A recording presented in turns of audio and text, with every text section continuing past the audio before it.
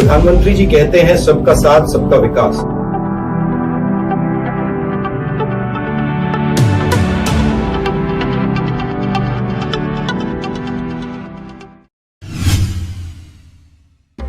Hello friends, तो कैसे आप लोग? उम्मीद करता हूँ अच्छे होंगे। तो आज हम इस वीडियो में बहुत ही गंभीर टॉपिक जो कि क्या है, इलेक्शन ही क्यों, उस पर हम लोग चर्चा करने जा रहे हैं। उससे हम लोग समझने जा रहे हैं कि आखिर इंडिया जैसा कंट्री में या जहाँ पर डेमोक्रेसी है वहाँ पर इलेक्शन ही क्यों, खासकर हमारे कंट्री में इलेक्शन होता है तो क्यों होता है, उसके पीछे का रीज़न क्या है, क्यों होना चाहिए ही इलेक्शन। इन सभी चीज़ों को बारीकी से अच्छी तरह से समझेंगे हम लोग कहाँ, बस इसी वीडियो में।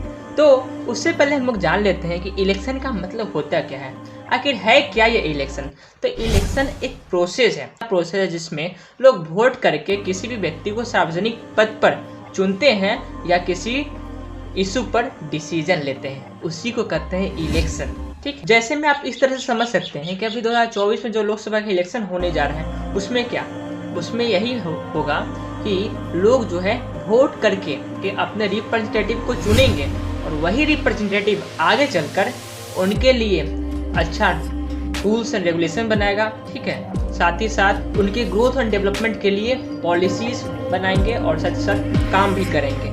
यही हो गया क्या, हमारा इलेक्शन हो गया। अब हम लोग समझते हैं क्या इलेक्शन के इतिहास के बारे में कि आखिर इलेक्शन आया तो आया कहाँ, और इसके बारे में सबसे पहले चर्चा आखिर कहाँ की गई उसे हम लोग समझेंगे बस अभी। सबसे पहले जो है इलेक्शन की चर्चा जो है हमारे वेदास में की गई है। ठीक है, और जहाँ पर यह बताया गया है कि वेदास में तरह तरह के पॉलिटिकल ऑर्गेनाइजेशन और सिस्टम्स के बारे में चर्चा किया गया है, और उसी वेदास में यह भी बताया गया है कि असेंबलीज और कमिटीज के द्वारा जो है लीडर्स को चुना जाता था, यानी कि उससे वहाँ पर भी इलेक्शन होता था।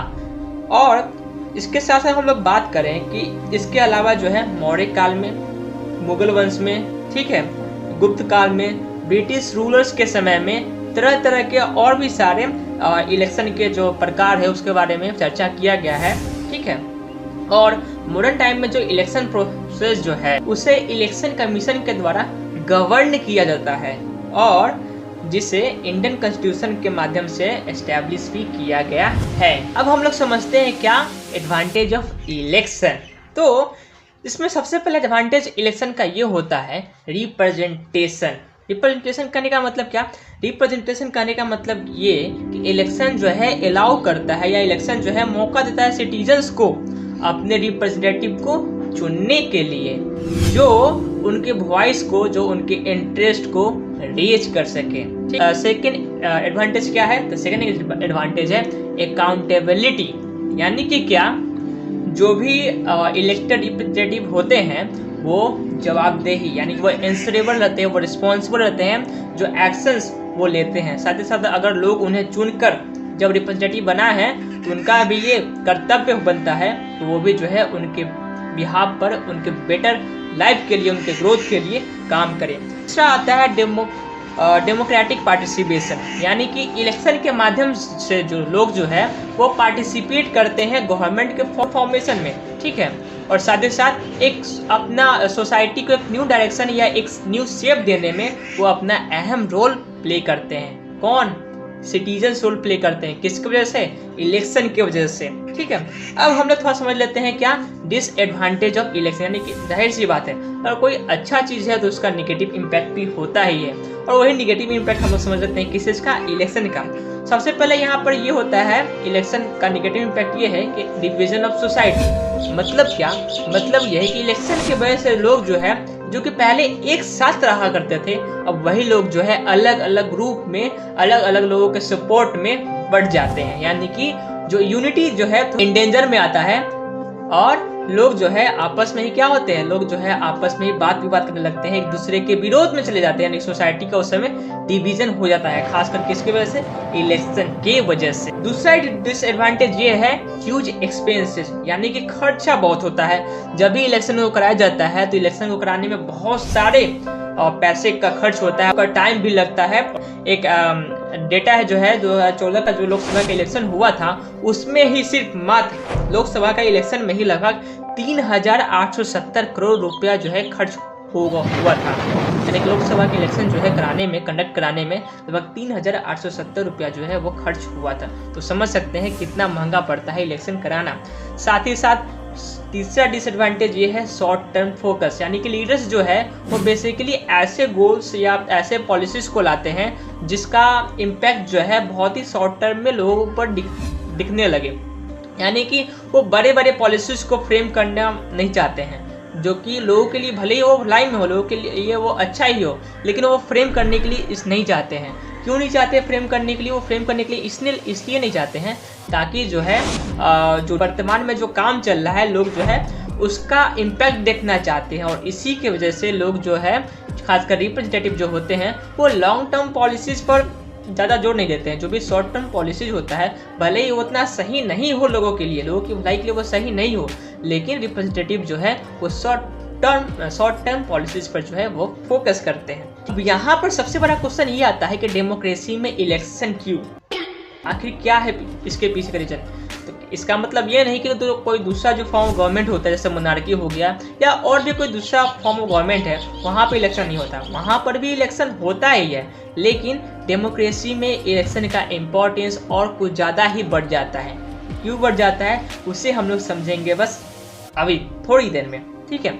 उससे हम लोग जान लेते हैं कि डेमोक्रेसी का मतलब होता क्या है। तो डेमोक्रेसी मतलब ये होता है कि ऐसा सिस्टम या ऐसा फॉर्म ऑफ गवर्नमेंट जो कि लोगों से, लोगों के लिए और लोगों के द्वारा है। हम सभी लोग जानते हैं कि हम लोगों का जो मूड जो है वो एकदम समय समय पर बदलते रहता है। जिस तरह से दूध में चीनी डाल दी जाए तो दूध का टेस्ट बदल जाता है, उसी तरह हमारा जो मूड जो है हर एक समय पर ट्विस्ट होता रहता है। कभी कुछ और करने का मन करता है, कभी कुछ और करने का मन करता है।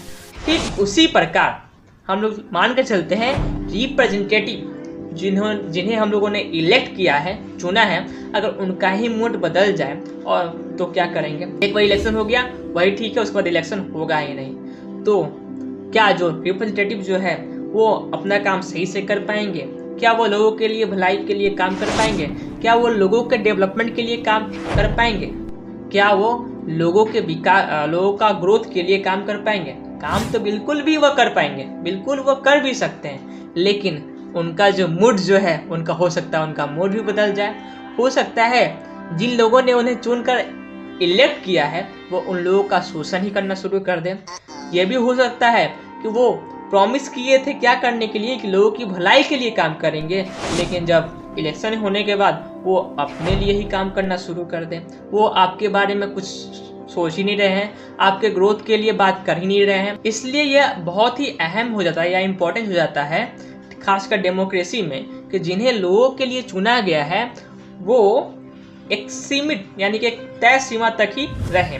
अगर वो काम नहीं कर रहे हैं तो फिर से इलेक्शन हो और इलेक्शन में लोग जो है अपना जो है वोट चेंज कर सकते हैं। यानी जिन्हें वो पहले इलेक्ट किए हैं वो आपके लिए यानी कि लोगों के लिए काम करें, तो वो काम नहीं कर रहे हैं तो लोग जो है नेक्स्ट इलेक्शन में उन्हें चेंज कर सकते हैं। और ये एक इम्पॉर्टेंट पार्ट या एक इम्पॉर्टेंट रोल बन जाता है डेमोक्रेसी का, साथ ही साथ इलेक्शन का भी। एक बात आप हमेशा याद रखिए कि डेमोक्रेसी में जो है आप जो लीडर्स को है अपने लिए चुने हैं, तो ये एक आपका भी कर्तव्य बनता है कि अगर लीडर आपके लिए काम न करें तो आप उन्हें फोर्स करें आपके लिए काम करने के लिए, ठीक है।